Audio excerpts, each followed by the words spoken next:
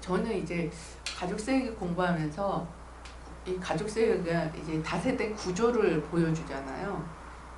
그러다 보니까 개인 어떤 개인 대 개인의 어떤 이슈가 이렇게 생기면 그 한 사람만 보기보다는 그 한 사람의 이 사람이 속한 그 공동체 구조를 동시에 같이 이제 보는 습관이 생겼어요.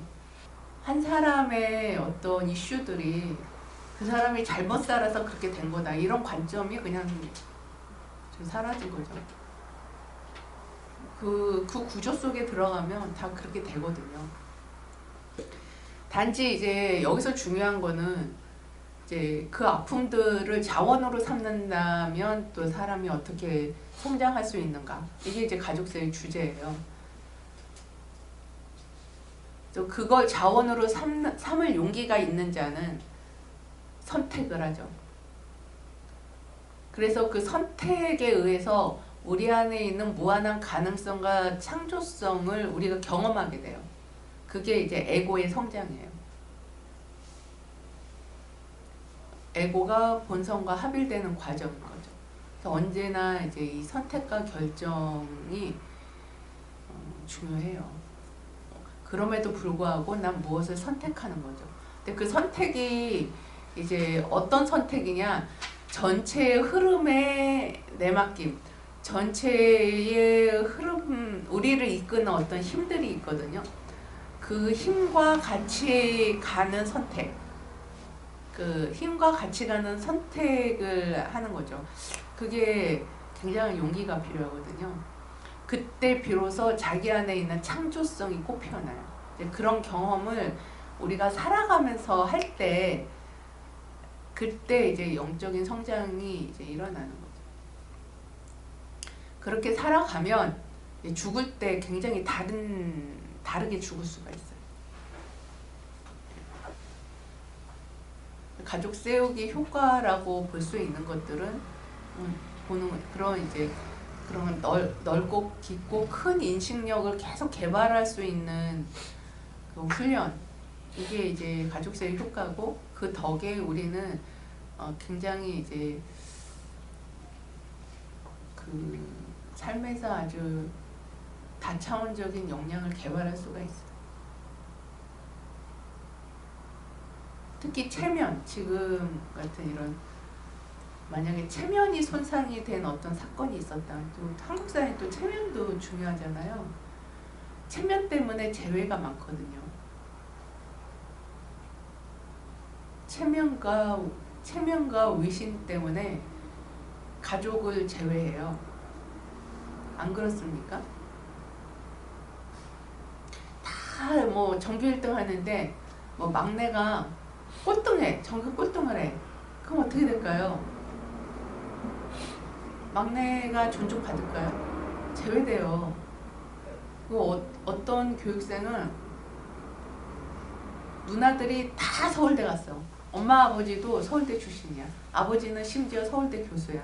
엄마는 서울대 교수는 아니지만 어쨌든 엄마 아버지가 CC였기 때문에 서울대 출신이고, 무슨 제약회사, 엄마가 약사였는데 제약회사에 근무했대요. 그러다 이제 나중에 약국을 한 거죠. 그래서 이제 어쨌든 누나들은 다 서울대 갔어. 근데 이제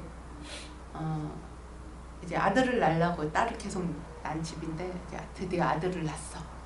얼마나 귀한 아들이에요. 근데 이 아들이 서울대를 못 갔어요. 중앙대 갔어요. 중앙대. 여기 중앙대 출신이 혹시 있어서 기분 나쁠지 모르는데, 사실 중앙대도 공부 못하면 못 가잖아요. 공부 잘해야 가잖아요. 중앙대도 누구는 중앙대가 비전일 수 있는데, 그 집에서는 그 아들이 이제 중앙대 출신이라서 어쨌든 뛰지를 못한 거죠. 제외. 집안의 체면을 손상한 거예요. 중앙대 출신인데. 이렇게 집단 양심이란 게 얼마나 관계를 힘들게 하는지, 집단 양심의 원리 좀 이해가 되세요? 절대적이지 않아요. 그냥 그 집단의 어떤 집단이 추구하는 어떤 거있어. 만약에 학벌을 추구해, 아니면 학력을 추구해. 학벌, 서울대를 나와야 돼. 서울대를 추구해. 만약에 예를 들어서 그러면 서울대를 못 나오면 거기서는 이제 제외당하죠. 이게 집단 양심이에요. 거리, 서울대를 못 가면 이제 거리낌이 있는 거죠.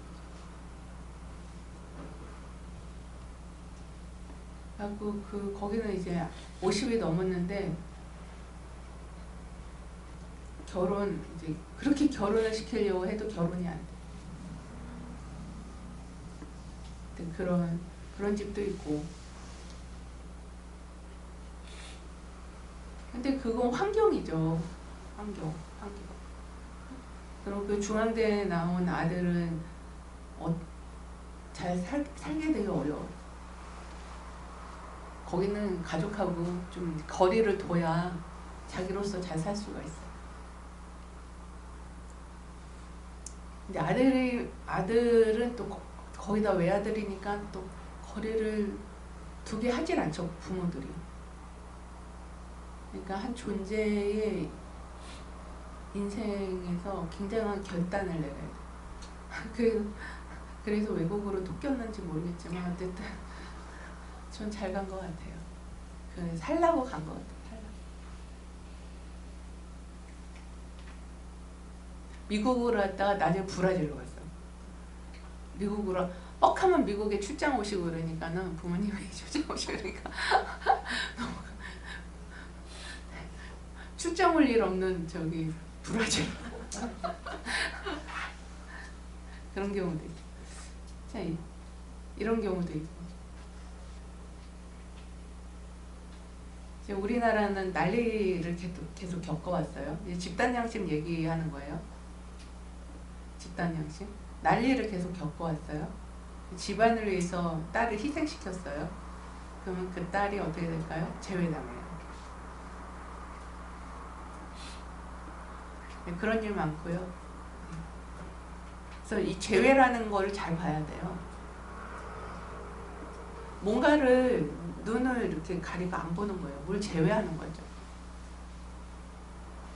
거기 3대가 제외하고 있어요. 3대가 동일한 모습을 하고 있거든요.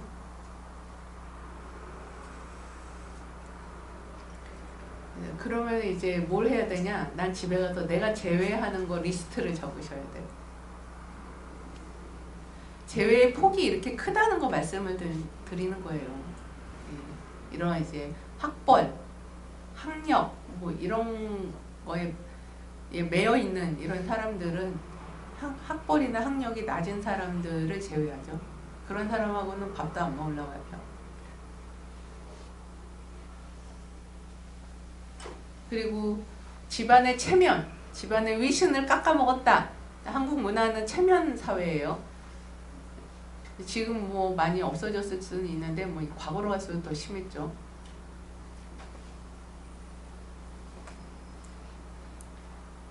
그러면 이제 나는 무엇에 체면을 손상당하는지 그런 것도 한번 조사해 보세요.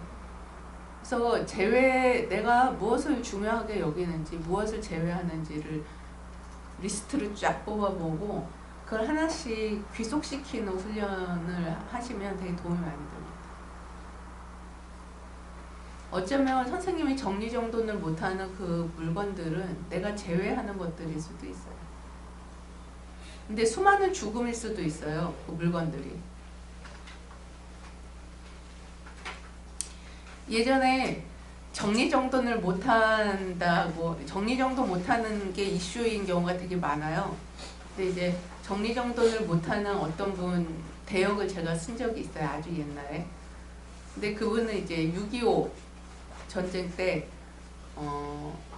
어쨌든 6.25 전쟁을 겪었어요. 어릴 때. 겪었는데 이제 피난을 올 때 수많은 시체들, 서울에서 천안으로 피난을 왔대요. 외가로 천안 피난 올 때 수많은 시체들을 이렇게 본 거죠. 어릴 때. 근데 이제 그거를 어떻게 알았냐면 이분이 이제 딸이 교수여가지고 손주를 3명을 이제 돌봐야 된대요. 근데 아이들 장난감, 새 놈의 장난감이면은 이제 방바닥에 이제 천지사방이 다 장난감이죠. 근데 이 선생님이 장난감만 보면 환장하겠대. 바닥에 이렇게 뒹구는 장난감만 보면은 너무나 막 뭐가 올라와가지고 살 수가 없대요. 그게 이슈였어요. 그래서 제가 그분 대역을 썼었거든요. 근데 그 장난감이 뭘로 보이는지 아세요? 예, 시체로 보였어요. 그래서 제가 선생님 장난감이 시체로 보여요. 이렇게 얘기했어요. 그랬더니 그분이 너무 깜짝 놀라면서 자기 피나 놀 때 시체 얘기를 하더라고요. 그래서 저도 참 신기했어요. 야, 장난감이 시체로 보이는구나. 이게 인간이 가진 창조성이에요. 인간은 장난감도 시체로 오는 창조성을 가지고 있다니까요. 이게 영적인 능력이거든요. 그래서 그 다음에 이제 아이들 장난감 가지고 노는 거가 편안해졌다고 하시더라고요. 그분은 이제 유교와 관련된 아주 다양한 트라우마를 가지고 계셔가지고 그 몇 년 동안 계속 그 6.25 전쟁 트라우마 작업만 하셨던 분인데,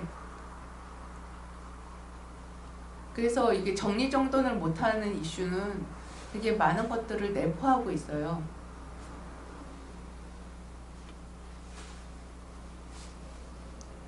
좀 정리가 무슨 정리정돈이 이슈야? 이럴 수도 있는데 그렇지 않습니다.